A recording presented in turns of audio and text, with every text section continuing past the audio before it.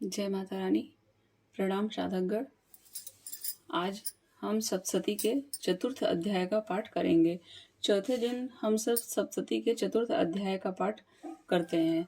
आप पहले दिन से शुरू कर पाते हैं तो पहले दिन से शुरू करिए, दूसरे दिन से शुरू कर पाते हैं तो दूसरे दिन से शुरू करिए।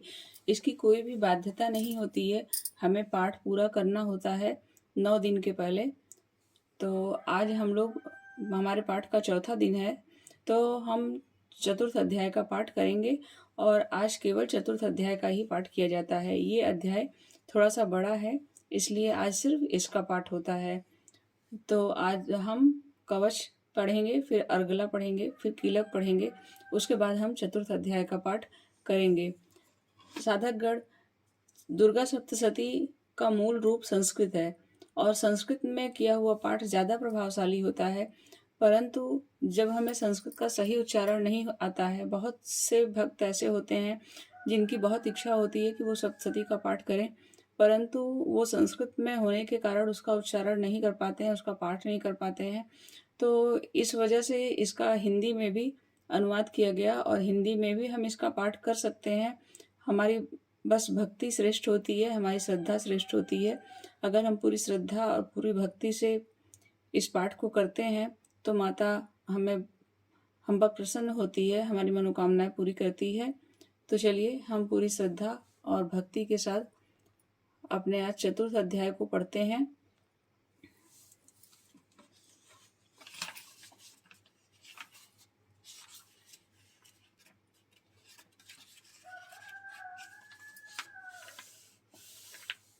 प्रारंभ हम कवच से करने जा रहे हैं। अथ देव्या कवचम। ओम चंडिका देवी को नमस्कार है। मार्कंडेय जी ने कहा, पितामह, जो इस संसार में परम गोपनीय तथा मनुष्यों की सब प्रकार से रक्षा करने वाला है और जो अब तक आपने दूसरे किसी के सामने प्रकट नहीं किया हो, ऐसा कोई साधन मुझे बताइए। ब्रह्मा जी बोले, ब्राह्मण, ऐसा साधन तो एक देवी का कवच ही है, जो गोपनीय से भी परम गोपनीय, पवित्र तथा संपूर्ण प्राणियों का उपकार करने वाला है। महामुने, उसे श्रवण करो। देवी की 9 मूर्तियां हैं, जिन्हें 9 दुर्गा कहते हैं। उनके पृथक पृथक नाम बतलाए जाते हैं। प्रथम नाम शैलपुत्री, दूसरी मूर्ति का नाम ब्रह्मचारिणी है, तीसरा स्वरूप चंद्रघंटा के नाम से प्रसिद्ध है, चौथी मूर्ति को कुष्मांडा कहते हैं, पांचवी दुर्गा का नाम स्कंद माता है, देवी के छठे रूप को कात्यायनी कहते हैं, सातवां कालरात्रि और आठवां रूप महागौरी के नाम से प्रसिद्ध है, नवी दुर्गा का नाम सिद्धदात्री है। ये सब नाम सर्वज्ञ महात्मा वेद भगवान के द्वारा ही प्रतिपादित हुए हैं। जो मनुष्य अग्नि में जल रहा हो, रणभूमि में शत्रुओं से घिर गया हो, विषम संकट में फंस गया हो तथा इस प्रकार भय से आतुर होकर जो भगवती दुर्गा की शरण में प्राप्त हुए हों, उनका कभी कोई अमंगल नहीं होता। युद्ध के समय संकट में पड़ने पर भी उनके ऊपर कोई विपत्ति नहीं दिखाई देती। उन्हें शोक, दुख और भय की प्राप्ति नहीं होती। जिन्होंने भक्ति पूर्वक देवी का स्मरण किया है, उनका निश्चय ही अभ्युदय होता है। देवेश्वरी, जो तुम्हारा चिंतन करते हैं, उनकी तुम निसंदेह रक्षा करती हो। चामुंडा देवी प्रेत पर आरूढ़ होती हैं, वाराही भैंसे पर सवारी करती हैं, ऐन्द्री का वाहन ऐरावत हाथी है, वैष्णी देवी गरुड़ पर ही आसन जमाती हैं, माहेश्वरी वृषभ पर आरूढ़ होती हैं, कौमारी का वाहन मयूर है, भगवान विष्णु की प्रियतमा लक्ष्मी देवी कमल के आसन पर विराजमान है और हाथों में कमल धारण किए हुए हैं। वृषभ पर आरूढ़ ईश्वरी देवी ने श्वेत रूप धारण कर रखा है। ब्राह्मी देवी हंस पर बैठी हुई हैं और सब प्रकार के आभूषणों से विभूषित हैं। इस प्रकार ये सभी माताएं सब प्रकार की योग शक्तियों से संपन्न हैं। इनके सिवा और भी बहुत सी देवियां हैं जो इन अनेक प्रकार के आभूषणों की शोभा से युक्त तथा नाना प्रकार के रत्नों से सुशोभित हैं। ये संपूर्ण देवियां क्रोध में भरी हुई हैं और भक्तों की रक्षा के लिए रथ पर बैठी दिखाई देती हैं। ये शंख, चक्र, गदा, शक्ति, हल और मूसल, खेटक और तोमर, परस तथा पास, कुंत और त्रिशूल एवं उत्तम सारंग, धनुष आदि अस्त्र शस्त्र अपने हाथों में धारण करती हैं। दैत्यों के शरीर का नाश करना, भक्तों को अभयदान देना और देवताओं का कल्याण करना, यही उनके शस्त्र धारण का उद्देश्य है। महान रौद्र रूप, अत्यंत घोर पराक्रम, महान बल और महान उत्साह वाली देवी, तुम्हें महान भय का नाश करने वाली हो, तुम्हें नमस्कार है। तुम्हारी ओर देखना भी कठिन है। शत्रुओं का भय बढ़ाने वाली जगदम्बिके, मेरी रक्षा करो। पूर्व दिशा में ऐन्द्री मेरी रक्षा करें। अग्निकोण में अग्निशक्ति, दक्षिण दिशा में वाराही तथा नैऋत्य कोण में खड्गधारणी मेरी रक्षा करें। पश्चिम दिशा में वारुणी और वायव्य कोण में मृग पर सवारी करने वाली देवी मेरी रक्षा करें। उत्तर दिशा में कौमारी और ईशान कोण में शूल धारणी देवी रक्षा करें। ब्राह्मणी, तुम ऊपर की ओर से मेरी रक्षा करो और वैष्णवी देवी नीचे की ओर से मेरी रक्षा करें। इसी प्रकार शिव को अपना वाहन बनाने वाली चामुंडा देवी दसों दिशाओं से मेरी रक्षा करें। जया आगे से और विजया पीछे की ओर से मेरी रक्षा करें। वाम भाग में अजिता और दक्षिण भाग में अपराजिता रक्षा करें। उद्योतनी शिखा की रक्षा करें। उमा मेरे मस्तक पर विराजमान होकर रक्षा करें। ललाट में मालाधारी रक्षा करें और यशस्विनी देवी मेरी भौहों का संरक्षण करें। भौहों के मध्य भाग में त्रिनेत्रा और नथनों की यम घंटा देवी रक्षा करें। दोनों नेत्रों के मध्य भाग में शंखिनी और कानों में द्वारवासिनी रक्षा करें। कालिका देवी कपोलों की तथा भगवती शांकरी कानों के मूल भाग की रक्षा करें। नासिका में सुगंधा और ऊपर के ओठ में चर्चिका देवी रक्षा करें। नीचे के ओठ में अमृत कला तथा जीवा में सरस्वती देवी रक्षा करें। कौमारी दांतों की और चंडिका कंठ प्रदेश की रक्षा करें। चित्रघंटा गले की घाटी की और महामाया तालु में रहकर रक्षा करें। कामाक्षी ठोड़ी की और सर्वमंगला मेरी बाड़ी की रक्षा करें। भद्रकाली ग्रीवा में और धनुर्धरी पृष्ठवंश में रहकर रक्षा करें। कंठ के बाहरी भाग में नील ग्रीवा और कंठ के नल्ली में नल कुबरी रक्षा करें। दोनों कंधों में खड्गिनी और मेरी दोनों भुजाओं की वज्रधारणी रक्षा करें। दोनों हाथों में दंडिनी और अंगुलियों में अंबिका रक्षा करें। शूलेश्वरी नखों की रक्षा करें। कुलेश्वरी कुक्षी में रहकर रक्षा करें। महादेवी दोनों स्तनों की और शोक विनाशिनी देवी मन की रक्षा करें।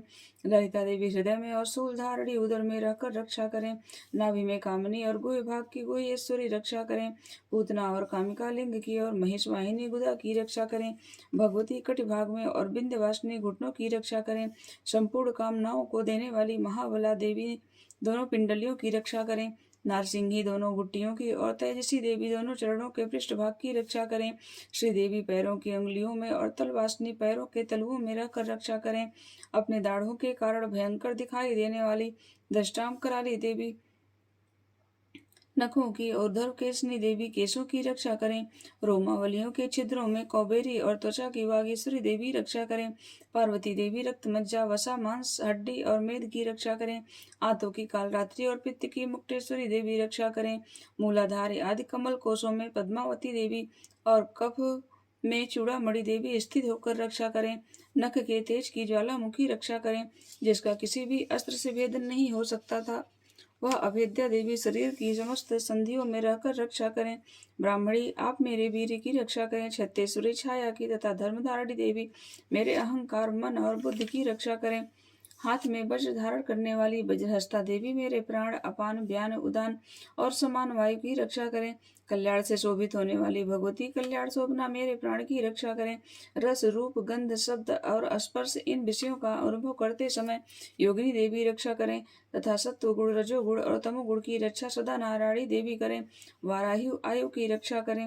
वैष्णवी धर्म की रक्षा करें तथा चक्रणी देवी यश, कीर्ति, लक्ष्मी, धन तथा विद्या की रक्षा करें। इंद्राणी, आप मेरे गोत्र की रक्षा करें। चंडिके, तुम मेरे पशुओं की रक्षा करो। महालक्ष्मी, पुत्रों की रक्षा करें और भैरवी पत्नी की रक्षा करें।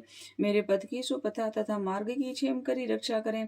राजा के दरबार में महालक्ष्मी रक्षा करें तथा सब ओर व्याप्त रहने वाली विजया देवी संपूर्ण भयों से मेरी रक्षा करें। देवी, जो स्थान कवच में नहीं कहा गया है अतएव रक्षा से रहित है, वह सब तुम्हारे द्वारा सुरक्षित हो, क्योंकि तुम विजयशालिनी और पापनाशिनी हो। यदि अपने शरीर का भला चाहे तो मनुष्य बिना कवच के कहीं एक पग भी न जाए, कवच का पाठ करके ही यात्रा करे। कवच के द्वारा सब ओर से सुरक्षित मनुष्य जहाँ जहाँ भी जाता है वहाँ वहाँ उसे धन लाभ होता है तथा संपूर्ण कामनाओं की सिद्धि करने वाली विजय की प्राप्ति होती है। वह जिस जिस अभिष्ट वस्तु का चिंतन करता है उसको निश्चय ही प्राप्त कर लेता है। वह पुरुष इस पृथ्वी पर तुलना रहित महान ऐश्वर्य का भागी होता है। कवच से सुरक्षित मनुष्य निर्भय हो जाता है, युद्ध में उसकी पराजय नहीं होती तथा वह तीनों लोकों में पूजनीय होता है। देवी का यह कवच देवताओं के लिए भी दुर्लभ है। जो प्रतिदिन नियम पूर्वक तीनों संध्या के समय श्रद्धा के साथ इसका पाठ करता है उसे देवी कला प्राप्त होती है तथा वह तीनों लोकों में कहीं भी पराजित नहीं होता। इतना ही नहीं, वह अपमृत्यु से रहित हो 100 से भी अधिक वर्षों तक जीवित रहता है। मकरी, चेचक और कोढ़ आदि उसकी संपूर्ण व्याधियां नष्ट हो जाती हैं। कनेर, भांग, अफीम, धतूरे आदि का अस्थावर विष, सांप और बिच्छू आदि के काटने से चढ़ा हुआ जंगम विष तथा अहिफेन और तेल के संयोग आदि से बनने वाला कृत्रिम विष, ये सभी प्रकार के विष दूर हो जाते हैं, उनका कोई असर नहीं होता। इस पृथ्वी पर मारण, मोहन आदि जितने आभिचारिक प्रयोग होते हैं तथा इस प्रकार के जितने मंत्र यंत्र होते हैं, वे सब इस कवच को हृदय में धारण कर लेने पर उस मनुष्य को देखते ही नष्ट हो जाते हैं। यही नहीं, पृथ्वी पर विचरने वाले ग्राम देवता, आकाशचारी देव विशेष, जल के संबंध से प्रकट होने वाले गण, उपदेश मात्र से सिद्ध होने वाले निम्न कोटि के देवता, अपने जन्म के साथ प्रकट होने वाले देवता, कुल देवता, माला, डाकिनी, शाकिनी, अंतरिक्ष में विचरने वाली अत्यंत बलवती भयानक डाकिनियां, ग्रह, भूत, पिशाच, यक्ष, गंधर्व, राक्षस, ब्रह्म राक्षस, बेताल, कूष्मांड और भैरव आदि अनिष्टकारक देवता भी हृदय में कवच धारण किए रहने पर उस मनुष्य की को देखते ही भाग जाते हैं। कवचधारी पुरुष को राजा से सम्मान वृद्धि प्राप्त होती है। यह कवच मनुष्य के तेज की वृद्धि करने वाला और उत्तम है। कवच का पाठ करने वाला पुरुष अपनी कीर्ति से विभूषित भूतल पर अपने सुयश के साथ साथ वृद्धि को प्राप्त होता है। जो पहले कवच का पाठ करके उसके बाद सप्तती चंडी का पाठ करता है, उसकी जब तक वन, पर्वत और काननों सहित यह पृथ्वी टिकी रहती है, तब तक यहाँ पुत्र, पौत्र आदि संतान परंपरा बनी रहती है। फिर देह का अंत होने पर वह पुरुष भगवती महामाया के प्रसाद से उस नित्य परम पद को प्राप्त होता है, जो देवताओं के लिए भी दुर्लभ है। वह सुंदर दिव्य रूप धारण करता है और कल्याणमय शिव के साथ आनंद का भागी होता है।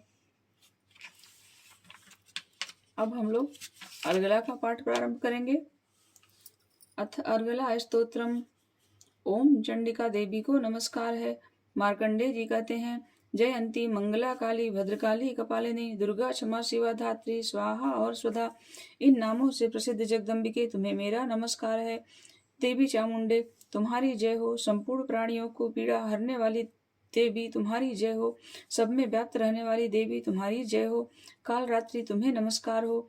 मधु और कैटभ को मारने वाली तथा ब्रह्मा जी को वरदान देने वाली देवी तुम्हें नमस्कार है। तुम मुझे रूप दो, जय दो, यश और ज्ञान दो, काम, क्रोध आदि शत्रुओं का नाश करो। महिषासुर का नाश करने वाली तथा भक्तों को सुख देने वाली देवी तुम्हें नमस्कार है। तुम रूप दो, जय दो, यश दो और काम, क्रोध आदि शत्रुओं का नाश करो। रक्त बीज का वध और चंड मुंड का विनाश करने वाली देवी तुम रूप दो, जय दो, यश दो और काम, क्रोध आदि शत्रुओं का नाश करो। शुंभ और निशुंभ तथा धूम्र लोचन का मर्दन करने वाली देवी तुम रूप दो, जय दो, यश दो और काम, क्रोध आदि शत्रुओं का नाश करो। सबके द्वारा वंदित युगल चरणों वाली तथा संपूर्ण सौभाग्य प्रदान करने वाली देवी तुम रूप दो, जय दो, यश दो और काम, क्रोध आदि शत्रुओं का नाश करो। देवी तुम्हारे रूप और चरित्र अचिंत्य हैं। तुम समस्त शत्रुओं का नाश करने वाली हो। रूप दो, जय दो, यश दो और काम, क्रोध आदि शत्रुओं का नाश करो। पापों को दूर करने वाली चंडिके, जो भक्ति पूर्वक तुम्हारे चरणों में सर्वदा मस्तक झुकाते हैं, उन्हें रूप दो, जय दो, यश दो और उनके काम, क्रोध आदि शत्रुओं का नाश करो। रोगों का नाश करने वाली चंडिके, जो भक्ति पूर्वक तुम्हारी स्तुति करते हैं, उन्हें रूप दो, जय दो, यश दो और उनके काम, क्रोध आदि शत्रुओं का नाश करो। चंडिके, इस संसार में जो भक्ति पूर्वक तुम्हारी पूजा करते हैं, उन्हें रूप दो, जय दो, यश दो और उनके काम, क्रोध आदि शत्रुओं का नाश करो। मुझे सौभाग्य और आरोग्य दो, परम सुख दो, रूप दो, जय दो, यश दो और मेरे काम, क्रोध आदि शत्रुओं का नाश करो। जो मुझसे द्वेष रखते हों, उनका नाश और मेरे बल की वृद्धि करो। रूप दो, जय दो, यश दो और मेरे काम, क्रोध आदि शत्रुओं का नाश करो। देवी मेरा कल्याण करो, मुझे उत्तम संपत्ति प्रदान करो। रूप दो, जय दो, यश दो और काम, क्रोध आदि शत्रुओं का नाश करो। अंबिके, देवता और असुर दोनों ही अपने माथे के मुकुट की मणियों को तुम्हारे चरणों पर घिसते रहते हैं। तुम रूप दो, जय दो, यश दो और काम, क्रोध आदि शत्रुओं का नाश करो। तुम अपने भक्त जनों को विद्वान, यशस्वी और लक्ष्मीवान बनाओ तथा रूप दो, जय दो, यश दो और उसके काम, क्रोध आदि शत्रुओं का नाश करो। प्रचंड दैत्यों के दर्प का दलन करने वाली चंडिके, मुझ शरणागत को रूप दो, जय दो, यश दो और मेरे काम, क्रोध आदि शत्रुओं का नाश करो। चतुर्मुख ब्रह्मा जी के द्वारा प्रशंसित चार भुजाधारिणी परमेश्वरी, तुम रूप दो, जय दो, यश दो और काम क्रोध आदि शत्रुओं का नाश करो। देवी अंबिके, भगवान विष्णु नित्य निरंतर भक्ति पूर्वक तुम्हारी स्तुति करते रहते हैं। तुम रूप दो, जय दो, यश दो और काम क्रोध आदि शत्रुओं का नाश करो। हिमालय कन्या पार्वती के पति महादेव जी के द्वारा प्रशंसित होने वाली परमेश्वरी, तुम रूप दो, जय दो, यश दो और काम क्रोध आदि शत्रुओं का नाश करो। सचिपति इंद्र के द्वारा सद्भाव से पूजित होने वाली परमेश्वरी, तुम रूप दो, जय दो, यश दो और काम क्रोध आदि शत्रुओं का नाश करो। प्रचंड भुजदंडों वाले दैत्यों का घमंड चूर करने वाली देवी, तुम रूप दो, जय दो, यश दो और काम क्रोध आदि शत्रुओं का नाश करो। देवी अंबिके, तुम अपने भक्त जनों को सदा असीम आनंद प्रदान करती रहती हो। मुझे रूप दो, जय दो, यश दो और मेरे काम क्रोध आदि शत्रुओं का नाश करो। मन की इच्छा अनुसार चलने वाली मनोहर पत्नी प्रदान करो, जो दुर्गम संसार सागर से तारने वाली तथा उत्तम कुल में उत्पन्न हुई हो। जो मनुष्य इस स्तोत्र का पाठ करके सप्तशती रूपी महास्तोत्र का पाठ करता है, वह सप्तशती की जब संख्या से मिलने वाले श्रेष्ठ फल को प्राप्त होता है, साथ ही वह प्रचुर संपत्ति भी प्राप्त कर लेता है। बोलो माता रानी की जय। अब हम कीलक का पाठ करेंगे। अथ कीलकम। ओम चंडिका देवी को नमस्कार है। मार्कंडेय जी कहते हैं, विशुद्ध ज्ञान ही जिनका शरीर है, तीनों वेद ही जिनके तीन दिव्य नेत्र हैं, जो कल्याण प्राप्ति के हेतु हैं तथा अपने मस्तक पर अर्धचंद्र का मुकुट धारण करते हैं, उन भगवान शिव को नमस्कार है। मंत्रों का जो अभिकीलक है, अर्थात मंत्रों की सिद्धि में विघ्न उपस्थित करने वाले साप रूपी कीलक का जो निवारण करने वाले हैं, उस सप्तशती स्तोत्र का संपूर्ण रूप से जानना चाहिए। यद्यपि सप्तशती के अतिरिक्त अन्य मंत्रों के जप में भी जो निरंतर लगा रहता है, वह भी कल्याण का भागी होता है। उसके भी उच्चाटन आदि कर्म सिद्ध होते हैं, उसे भी समस्त दुर्लभ वस्तुओं की प्राप्ति हो जाती है। तथापि जो अन्य मंत्रों का जप न करके केवल इस सप्तशती नामक स्तोत्र से ही देवी की स्तुति करता है, उन्हें स्तुति मात्र से ही सच्चिदानंद स्वरूपणी देवी सिद्ध हो जाती हैं। उन्हें अपने कार्य की सिद्धि के लिए मंत्र, औषधि तथा अन्य किसी साधन के उपयोग की आवश्यकता नहीं रहती। बिना जप के ही उनके उच्चाटन आदि समस्त अभिचारिक कर्म सिद्ध हो जाते हैं। इतना ही नहीं, उनकी संपूर्ण अभिष्ट वस्तुएं भी सिद्ध होती हैं। लोगों के मन में यह शंका थी कि जब केवल सप्तशती की उपासना से अथवा सप्तशती को छोड़कर अन्य मंत्रों की उपासना से भी समान रूप से कार्य सिद्ध होते हैं, तब इनमें श्रेष्ठ कौन सा साधन है। लोगों की इस शंका को सामने रखकर भगवान शंकर ने अपने पास आए हुए जिज्ञासुओं को समझाया कि यह सप्तशती नामक संपूर्ण स्तोत्र ही सर्वश्रेष्ठ एवं कल्याणमय है। तदंतर भगवती चंडिका के सप्तशती नामक स्तोत्र को महादेव जी ने गुप्त कर दिया। सप्तशती के पाठ से जो पुण्य प्राप्त होता है, उसका कभी समाप्ति नहीं होती, किंतु अन्य मंत्रों के जप जन्य पुण्य की समाप्ति हो जाती है। अतः भगवान शिव ने अन्य मंत्रों की अपेक्षा जो सप्तशती की ही श्रेष्ठता का निर्णय किया, उसे यथार्थ ही जानना चाहिए। अन्य मंत्रों का जप करने वाला पुरुष भी यदि सप्तशती के स्तोत्र और जप का अनुष्ठान कर ले, तो वह भी पूर्ण रूप से कल्याण का भागी होता है। इसमें तनिक भी संदेह नहीं है। जो साधक कृष्ण पक्ष की चतुर्दशी अथवा अष्टमी को एकाग्र चित्र होकर भगवती की सेवा में अपना सर्वस्व समर्पित कर देता है और फिर उसे प्रसाद रूप से ग्रहण करता है, उसी पर भगवती प्रसन्न होती हैं, अन्यथा उनकी प्रसन्नता नहीं प्राप्त होती। इस प्रकार सिद्धि के प्रतिबंध रूप कीलक के द्वारा महादेव जी ने इस स्तोत्र को कीलित कर रखा है। जो पूर्वोक्त रीति से निष्कीलन करके इस सप्तशती स्तोत्र का प्रतिदिन स्पष्ट उच्चारण पाठ करता है, वह मनुष्य सिद्ध हो जाता है, वह देवी का पार्षद होता है और वही गंधर्व भी होता है। सर्वत्र विचरते रहने पर भी इस संसार में उसे कहीं भी भय नहीं होता। वह अपमृत्यु के वश में नहीं पड़ता तथा देह त्यागने के अनंतर मोक्ष प्राप्त कर लेता है। अतः कीलन को जानकर उसका परिहार करके ही सप्तशती का पाठ आरंभ करें। जो ऐसा नहीं करता उसका नाश हो जाता है। इसलिए कीलक और निष्कीलन का ज्ञान प्राप्त करने पर ही यह स्तोत्र निर्दोष होता है और विद्वान पुरुष इस निर्दोष स्तोत्र का ही पाठ आरंभ करते हैं। स्त्रियों में जो कुछ भी सौभाग्य आदि दृष्टिगोचर होता है, वह सब देवी के प्रसाद का ही फल है। अतः इस कल्याणमय स्तोत्र का सदा जप करना चाहिए। इस स्तोत्र का मंद स्वर से पाठ करने पर स्वल्प फल की प्राप्ति होती है और उच्च स्वर से पाठ करने पर पूर्ण फल की सिद्धि होती है। अतः उच्च स्वर से ही इसका पाठ आरंभ करना चाहिए।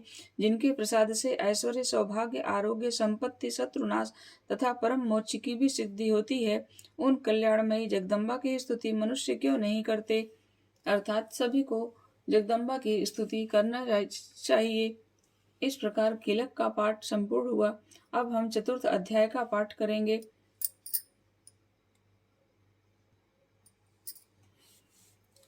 चतुर्थो अध्याय। इंद्रादि देवताओं द्वारा देवी की स्तुति। ध्यानम।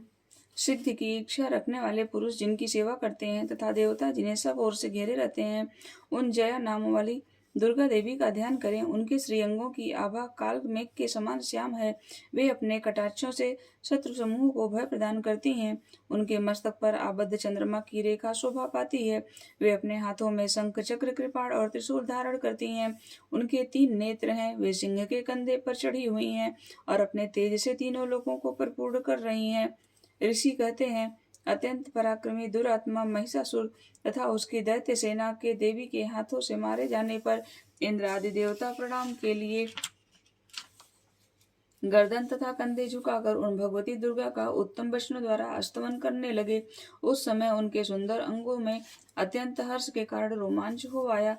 देवता बोले, संपूर्ण देवताओं की शक्ति का समुदाय ही जिनका स्वरूप है तथा जिन देवी ने अपनी शक्ति से संपूर्ण जगत को व्याप्त कर रखा है, समस्त देवताओं और महर्षियों की पूजनीय इन जगदम्बा को हम भक्ति पूर्वक नमस्कार करते हैं। वे हम लोगों का कल्याण करें। जिनके अनुपम प्रभाव और बल का वर्णन करने में भगवान शेषनाग, ब्रह्मा जी तथा महादेव जी भी समर्थ नहीं है, वे भगवती चंडिका संपूर्ण जगत का पालन एवं अशुभ भय का नाश करने का विचार करें। जो पुण्यात्माओं के घरों में स्वयं ही लक्ष्मी रूप से, पापियों के यहाँ दरिद्रता रूप से, शुद्ध अंतःकरण वाले पुरुषों के हृदय में बुद्धि रूप से, सत्पुरुषों में श्रद्धा रूप से, कुलीन मनुष्य में लज्जा रूप से निवास करती हैं, उन आप भगवती दुर्गा को हम नमस्कार करते हैं। देवी, आप संपूर्ण विश्व का पालन कीजिए। देवी, आपके इस अचिंत्य रूप का, असुरों का नाश करने वाले भारी पराक्रम का तथा समस्त देवताओं और दैत्यों के समक्ष युद्ध में प्रकट हुए आपके अद्भुत चरित्रों का हम किस प्रकार वर्णन करें। आप संपूर्ण जगत की उत्पत्ति में कारण हैं। आप में सत्व गुण, रजोगुण और तमोगुण, ये तीनों गुण मौजूद हैं, तो भी दोषों के साथ आपका संसर्ग नहीं जान पड़ता। भगवान विष्णु और महादेव जी आदि देवता भी आपका पार नहीं कर पाते। आप ही सबका आश्रय हैं। यह समस्त जगत आपका अंशभूत है, क्योंकि आप सबकी आदिभूत अव्याकृता परा प्रकृति है। देवी, संपूर्ण यज्ञों में जिसके उच्चारण से सब देवता तृप्ति लाभ करते हैं, वह स्वाहा आप ही हैं। इसके अतिरिक्त आप पितरों की भी तृप्ति का कारण है, अतएव सब लोग आपको स्वधा भी कहते हैं। देवी, जो मोक्ष की प्राप्ति का साधन है, अचिंत्य महाव्रत स्वरूपा है, समस्त दोषों से रहित जितेंद्रिय तत्व की ही सारत वस्तु मानने वाली तथा मोक्ष की अभिलाषा रखने वाले मुनिजन जिसका अभ्यास करते हैं, वह भगवती परा विद्या आप ही हैं।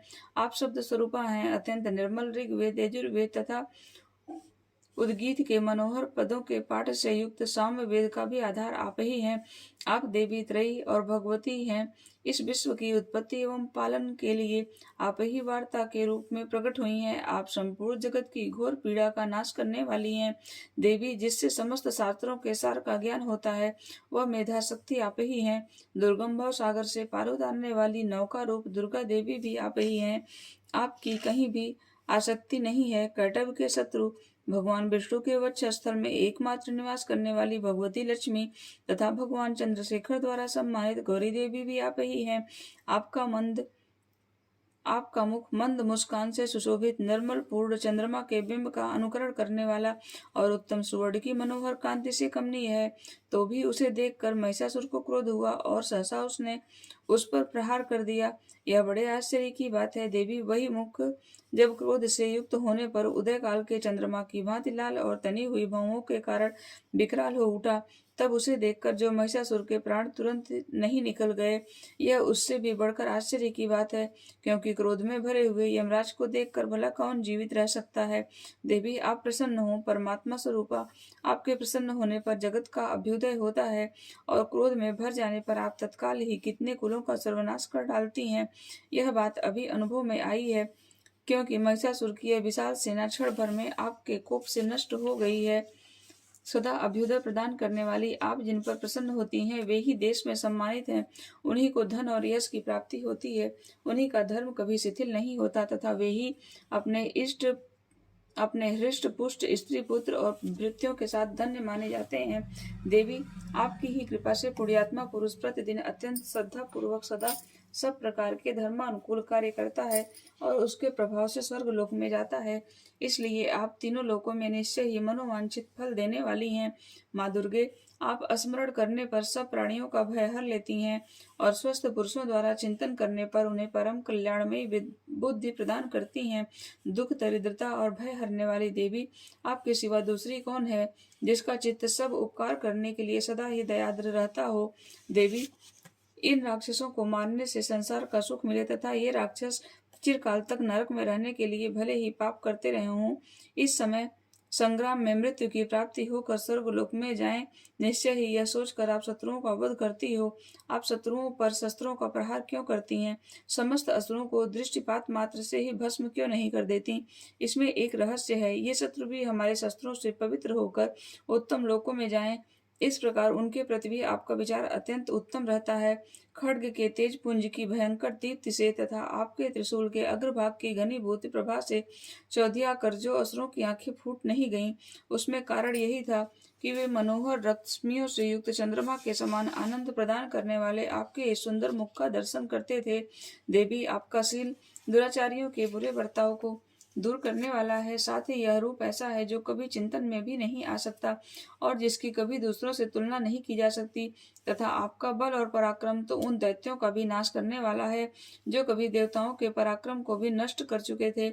इस प्रकार आपने शत्रुओं पर भी अपनी दया ही प्रकट की है। वरदायिनी देवी, आपके इस पराक्रम की किसके साथ तुलना हो सकती है तथा शत्रुओं को भय देने वाली एवं अत्यंत मनोहर ऐसा रूप भी आपके सिवा और कहाँ है? हृदय में कृपा और युद्ध में निष्ठुरता, ये दोनों बातें तीनों लोकों के भीतर केवल आप में ही देखी गई हैं। माता, आपने शत्रुओं का नाश करके इस समस्त त्रिलोकी की रक्षा की है। उन शत्रुओं को भी इस युद्ध भूमि में मारकर स्वर्गलोक में पहुंचाया है तथा उन्मत्त दैत्यों से प्राप्त होने वाले हम लोगों के भय को भी दूर किया है। हाँ, आपको हमारा नमस्कार है। देवी, आप शूल से हमारी रक्षा करें। अंबिके, आप खड्ग से भी हमारी रक्षा करें तथा घंटा की ध्वनि और धनुष की टंकार से भी हम लोगों की रक्षा करें। चंडिके, पूर्व, पश्चिम और दक्षिण दिशा में आप हमारी रक्षा करें तथा ईश्वरी, अपने त्रिशूल को घुमाकर तथा उत्तर दिशा में भी हमारी रक्षा करें। तीनों लोकों में आपके जो परम सुंदर एवं अत्यंत भयंकर रूप विचरते रहते हैं, उनके द्वारा भी आप हमारी रक्षा करें। इस भूलोक की रक्षा करें। अंबिके, आपके कर पल्लों में शोभा पाने वाले खड्ग, शूल और गदा आदि जो जो अस्त्र हों, उन सब के द्वारा आप सब ओर से हम लोगों की रक्षा करें। ऋषि कहते हैं, इस प्रकार जब देवताओं ने जगन माता दुर्गा की स्तुति की और नंदन वन के दिव्य पुड़ों एवं गंध, चंदन आदि के द्वारा उनका पूजन किया, फिर सबने मिलकर जब भक्ति पूर्वक दिव्य धूपों की सुगंध निवेदन की, तब देवी ने प्रसन्न वदन होकर प्रणाम करते हुए सब देवताओं से कहा। देवी बोली, देवताओं, तुम सब लोग मुझसे जिस वस्तु की अभिलाषा रखते हो उसे मांगो। देवता बोले, भगवती ने हमारी सब इच्छा पूर्ण कर दी, अब कुछ भी बाकी नहीं है, क्योंकि हमारा यह शत्रु महिषासुर मारा गया। महेश्वरी, इतने पर भी यदि आप हमें और वर देना चाहती हैं तो हम जब जब आपका स्मरण करें तब तब आप दर्शन देकर हम लोगों के महान संकट दूर कर दिया करें। तथा प्रसन्न मुखी अंबिके, जो मनुष्य इन स्तोत्रों द्वारा आपकी स्तुति करे, उसे वित्त, समृद्धि और वैभव देने के साथ ही उसकी धन और स्त्री आदि संपत्ति को भी बढ़ाने के लिए आप सदा हम पर प्रसन्न रहें। ऋषि कहते हैं, राजन, देवताओं ने जब अपने तथा जगत के कल्याण के लिए भद्रकाली देवी का इस प्रकार प्रसन्न किया, तब वे तथास्तु कहकर वहां से अंतर्ध्यान हो गईं। भूपाल, इस प्रकार पूर्व काल में तीनों लोकों का हित चाहने वाली देवी जिस प्रकार देवताओं के शरीर से प्रकट हुई थी, वह सब कथा मैंने कह सुनाई। अब पुनः देवताओं को उपकार करने वाली वे देवी दुष्ट दैत्यों तथा शुम्भ निशुम्भ का वध करने वाले एवं सब लोगों की रक्षा करने के लिए गौरी देवी के शरीर से जिस प्रकार प्रकट हुई थी, वह सब प्रसंग मेरे मुंह से सुनो। मैं उसका तुमसे यथावत वर्णन करता हूँ। इस प्रकार से मार्कंडेय पुराण में सावर्णिक मनवंतर की कथा के अंतर्गत देवी महात्म्य में शुक्र आदि वस्तुति नामक चौथा अध्याय पूरा हुआ। इस प्रकार हम लोगों ने चौथा अध्याय भी पूर्ण कर लिया। अब इसके बाद हम माता से क्षमा मांगेंगे, अगर उनकी पूजा में हमसे कोई भूल चूक हुई है। हम आरती करेंगे और इस प्रकार हम अपनी पूजा को समाप्त कर सकते हैं। जिस प्रकार भी आप जैसे भी श्रद्धा से, विधि विधान से जैसे करना चाहें सप्तशती के इस पाठ को पूरा करके आप उतनी श्रद्धा से उतनी देर तक माता का जप कर सकते हैं, पूजा कर सकते हैं। मुझे पूर्ण विश्वास है कि आप लोगों को ये वीडियो अच्छा लगेगा। वीडियो अच्छा लगे तो प्लीज़ मेरे चैनल को सब्सक्राइब करिएगा, शेयर करिएगा और लाइक करिएगा। जय माता रानी।